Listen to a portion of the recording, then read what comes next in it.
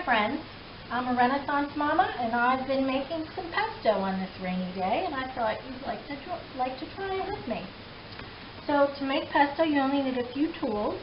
You'll need a large bladed knife, a small cutting board, and a food processor of some sort. I just have a little chopper, which works just fine. I do it in small batches, so you don't need anything big and expensive to do this. You might want a rubber scraper to help get it out, and some tasting spoons. Our ingredients are going to include some shredded Parmesan, some really good olive oil, some walnuts.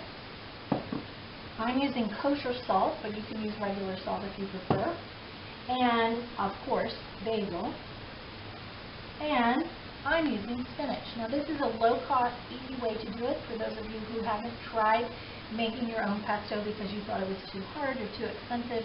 This is a really easy, economical way to make lots of pesto for your freezer. I've already made a few batches for my freezer. I'm going to keep going until I run out. We've been harvesting some spinach and basil from our pot.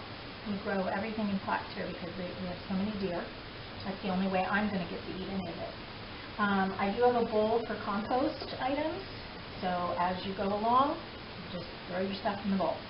So the first thing you want to do is make sure you wash your spinach and your basil and pick out any of the yucky leaves.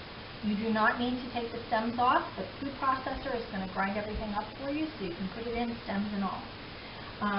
I'm using walnuts instead of pine nuts. Pine nuts are very expensive, and I like to make big batches of pesto when I have the basil and spinach in season.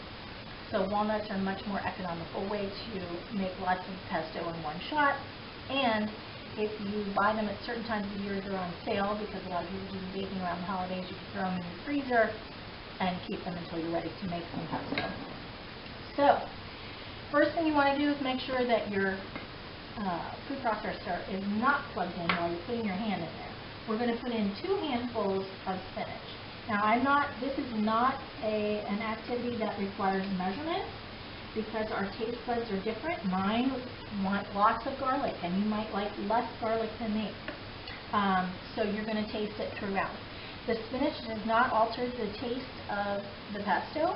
It does let the basil go a little bit further and pumps up your vitamin intake. No one will know you put spinach in it unless you tell them. So I put in 2 handfuls of spinach. This is a 2-cup food processor.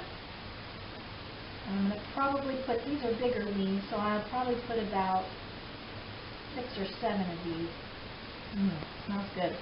Then we're going to take our garlic. We want to crush it and we want to take the peel off. The easiest way to do that is to lay your clove of garlic on your chopping board, turn the blade of the knife away from you, lay it on top of the crushed garlic, and with the heel of your hand, smash the blade. Yeah, they go flying. But it's the easy way to take the peel off and crush your garlic at the same time. So I like garlic, and that was a pretty big head, so I'm probably only going to put 2 in right now, because that was the equivalent of maybe 2 itself. Normally I would put 3 in, smaller heads. And I'm putting the peels or the skins of the garlic into my compost bowl. Now I'm going to use a handful of walnuts. A handful is about a half a cup. If you're really concerned about measuring, handful is about a half a cup. And a handful of Parmesan. I want to put a couple pinches of salt. I'm using kosher salt primarily because I like the flavor, but it also has a slightly lower sodium content for those of us who are watching our blood pressure. Now we're going to use a good amount of olive oil in there. It's okay if you don't have enough to begin with. It's always easier to add it. You can't take it out.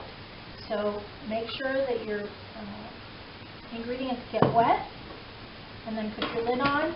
My lid has a couple of holes, so if I see that my food processor isn't turning because my ingredients are too dry, I can add more olive oil as I go without turning the food processor off. So I'm going to plug it back in, and we're going to give her a go.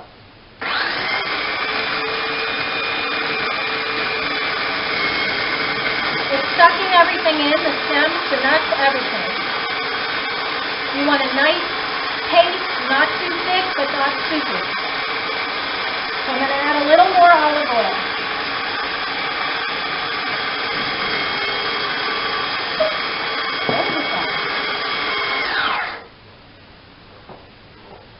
Technical difficulty. I went a little bit too overboard with the olive oil.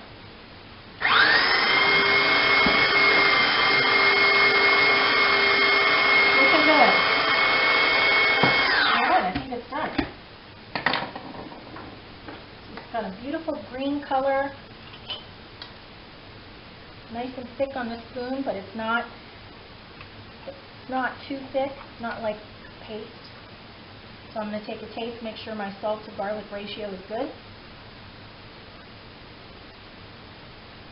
Perfect. If there's too much bite to your garlic, add a little more salt. The salt will soften the garlic up a little bit, mild, make the flavor a little bit more mild. I have the stray leaf, which will go into the next batch.